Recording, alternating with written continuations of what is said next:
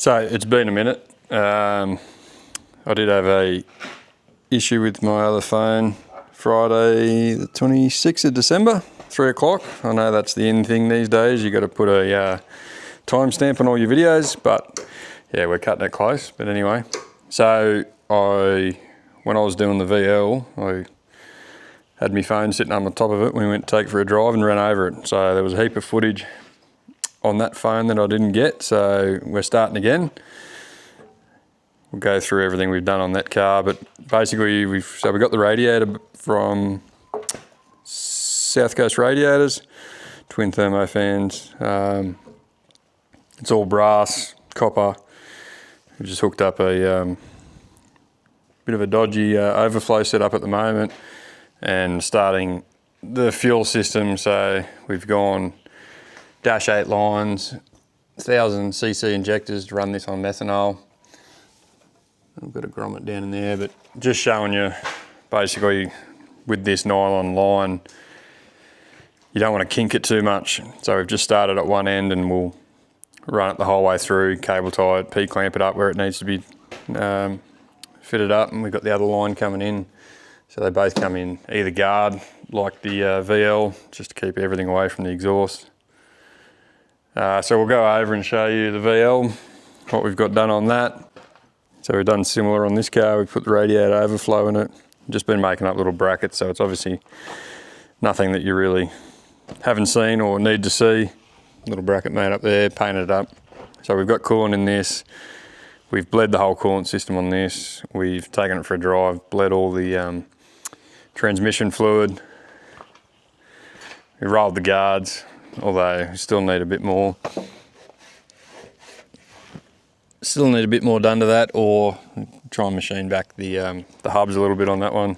But just for driving around, it'll be fine. It's going to get stockies on it for when it goes to do the burnout. So throw in a few videos, rolling the guards, bit of a drive around, but yeah, it's filthy.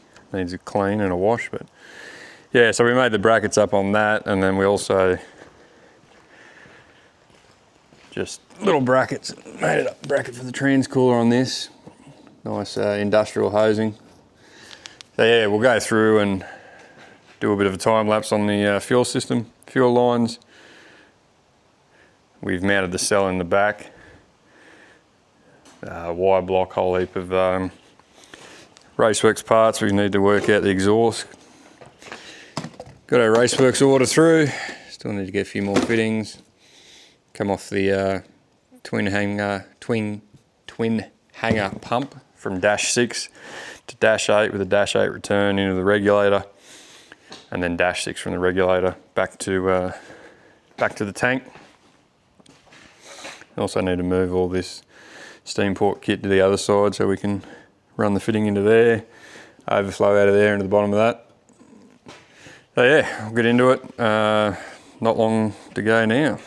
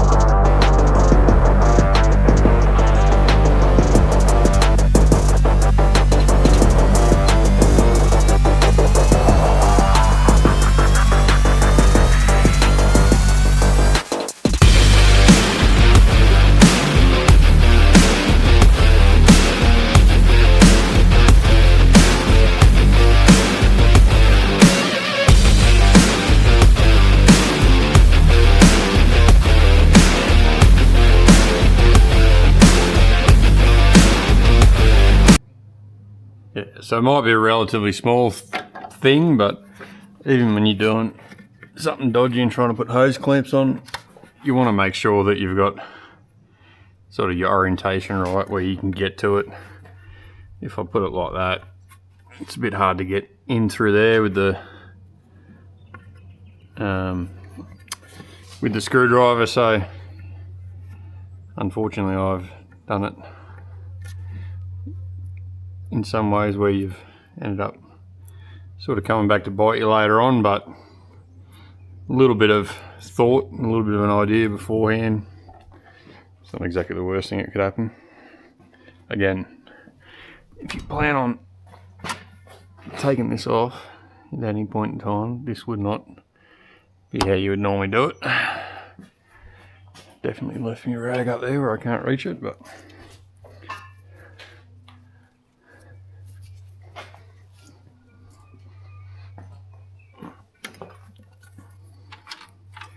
yeah, so as you can see, this would have been 90s and all sorts of...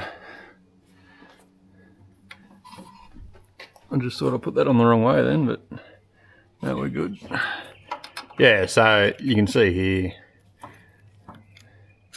it's just a lot easier to get the hose clamp on here rather than trying to do something like that with it facing the other way.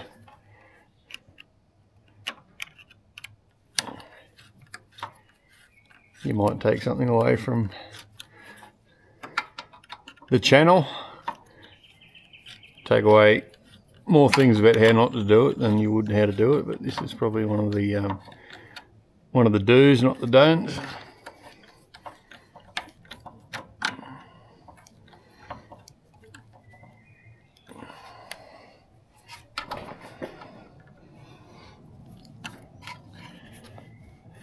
Still be able to get a socket onto that and try to crank it right down. Same with that one up here. Measure twice, cut once, or cut once, measure later. Anyway, we'll work it out. I've just lined it up here, so there was a hole down the bottom here. It appears to be gone in the photo. So I've just taken it to a point where, now I'm looking at it, it looks a bit crooked, but I've taken it to a point where that hole there is below the line. Well, my line's below the hole, so we'll get into it.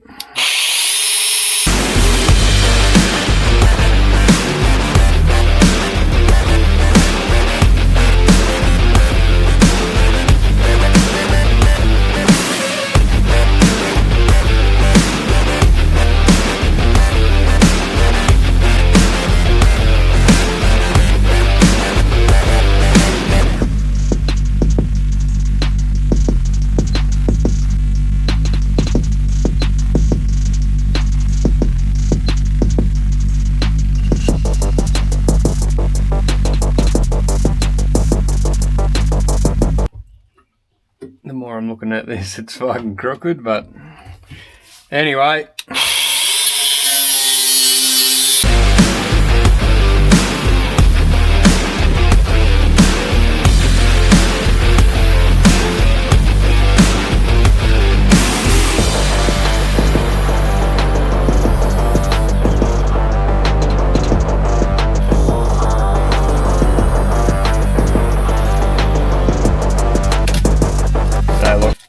Some trimming required.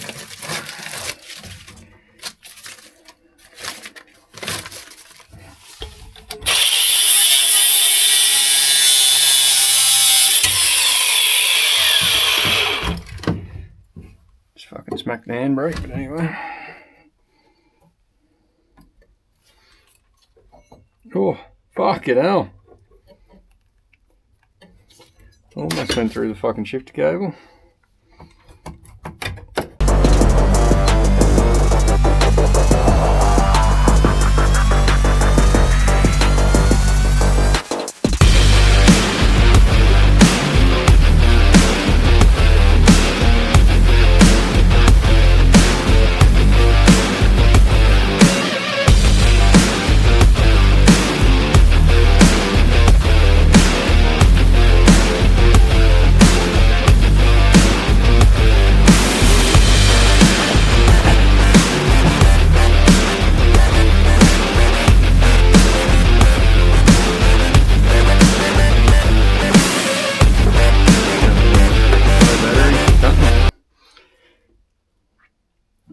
Yeah, so Normally my videos don't have enough view down the bottom, but anyway. So we haven't done too bad, and a little bit of fucking play in it, but we'll get the shifter in a spot that we're somewhat happy with. Mount the shifter up, drill a hole for the shifter cable, and then I think it just says, there's one hole there that lines up, another hole there that lines up. So we probably haven't done too bad. Yeah, we'll get the shifter in a spot that is happy. Mind you, that column's got to go a fair bit over. And then yeah, we just, I think it says, smack it with a bit of elastic and a few tech screws. It actually says tech screw, mind you. Use windscreen sealer around the edge of the box and self-tapping screws, tech screws, same thing.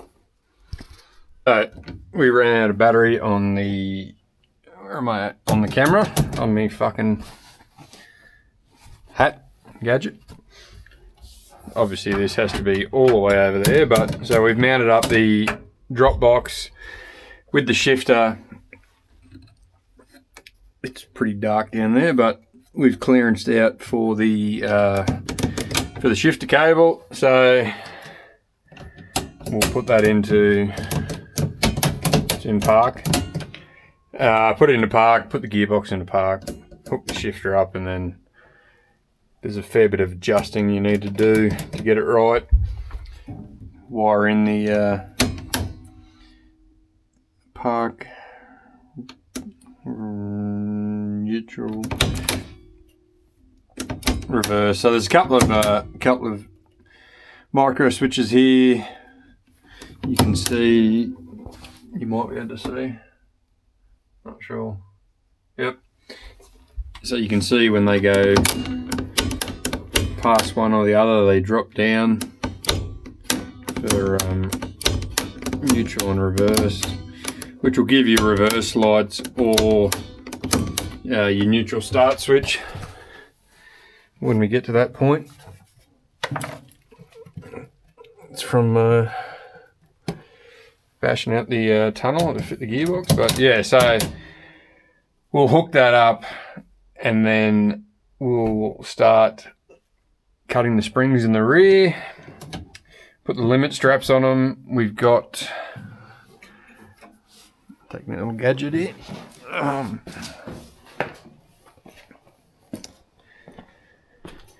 So we've got the dipstick in for the gearbox. It's been filled up. Obviously it needs to be primed. I do need to drill. So with the what do you call them? Pressure reliefs on the head. You do need them to be, so obviously you've got the spring on this side which pushes against this.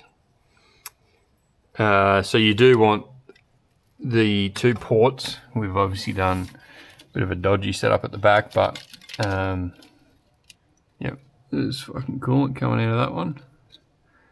Brilliant. I was wondering what that coolant was. Yeah, there you go. So you want them to go under on the pressure side of the radiator cap because that whole circuit is contained. And then obviously once the cap opens to the pressure that it's set at, it will overflow out of here to wherever. So it will overflow out of that. We'll hook it into the bottom here, so you've got a reservoir, and then ultimately the overflow out of the reservoir will come out of there. That's where you'll go to, like a puke tank, I think they call them, with the crankcase pressure out of the head. So yeah, we'll I'll have to drill a hole into that. I'm gonna have to stop that coolant leaking out of there to start with. drill a hole into that, run those 2 lines into there, which keeps, obviously you've got pressure in your radiator, and this side you've obviously got pressure on those 2 fittings there. So just put a hose on the back of there. I had that one on there, but it was too big. So put on the hose. If you watch the other videos, we just made another one of these that was a bit longer and off a different car. Yeah, so we cut it off and put a flange on it. Obviously that's higher than what the radiator is now. So we'll get the fittings into that and yeah, put it on the underneath the cap on that. So that's another job we can try and tick off tomorrow. We'll get it lowered, get it on the springs, cut the springs and get it on the ground, put the limiting straps in it, bleed the brakes, put the fronts on.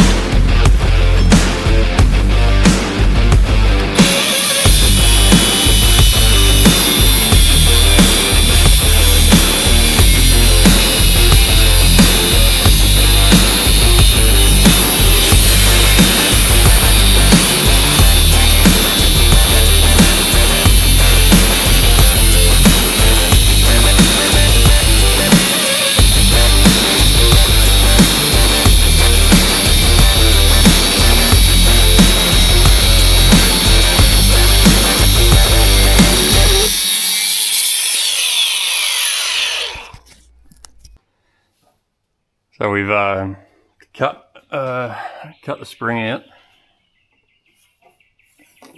We may need to have to pump the guards a bit, but we've just got it sitting up there, so it'll still drop a little bit more. I'm gonna have to cut the panhard bar in the back, shorten it up. It's pushing the diff to one side now that we've gone so low. So there is a hole here, so we're just gonna run a limiting strap to there, and then on this side, yeah, probably just put a plate in there and jam some techies into it. So we made up some limiting straps. Well done one side for the diff. So that's just a seatbelt bracket off a VL VR VS. I just bent it around to a 90 degree. And then the seatbelt, I've just doubled it over. And then double over to the joins, put a big nut on that side. I just punched a hole through the seatbelt and threaded the bolt through it. If you need these, if you know anyone in the underground coal mining industry, they should have ample amounts of them. So yeah, we'll push that up, push the shock back up and get it in. Do the other side and then we'll let some weight off it and see what sort of tension we get.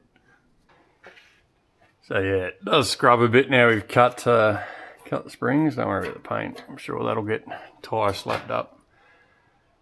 So I didn't have the top rubbers in there before, so I've put the top rubbers in there, and we'll get one of them gadgets that flare out the guards a little bit. Yep.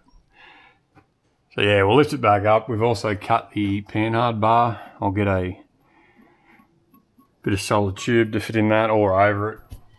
I prefer to go in it because if you go over it, you start, once it's down, I've always seen people shorten them and then they put rubber around it because it fucking hits on the exhaust when it's lowered down. But yeah, we'll sort it out. So we got the new O2 sensors. They do need to be extended. You can buy extensions for them, but Malik's didn't have any when I was there, so we just extended it, wrapped it put some aluminium tape, wrapping tape around it, and then wrapped it again. Obviously they're going to get pretty hot in this area, so feed them up, get them plugged in. Yeah, we've done the panhard bar in the back. Going to get the boots on the steering rack, put another bolt in there, hook up the steering rack to the column, get the column mounted, front sway bar, get that on, and then yeah, we'll get it on the ground, finish up some of the wiring inside the thermo. Yeah, it's just a lot easier to get to it when it's on the ground. You can open the doors, get inside it. The whole thing needs a good clean bath, wash down all the oil that came out when I had left the oil pressure sensor out and tried to start it. But anyway, we'll get to that. Probably put another heat shield. Might be able to use those. I'm not sure if you can see if it's in focus or not, but might be able to use them bolts. Just put another heat shield in there just to keep the heat away from the fuel tank. So I've got the VL back on the ground. Tail shaft, shifter, brakes are bled. Steering's connected. Everything's sort of in a position where it can roll. We can start, we've opened it up, vacuum everything out, and then we can start wiring everything up that we need to wire in here. Get all the ignition wiring, fuel system done up. So time to give her a clean and start working on the inside. As you can tell, it's pretty basic in here at the moment.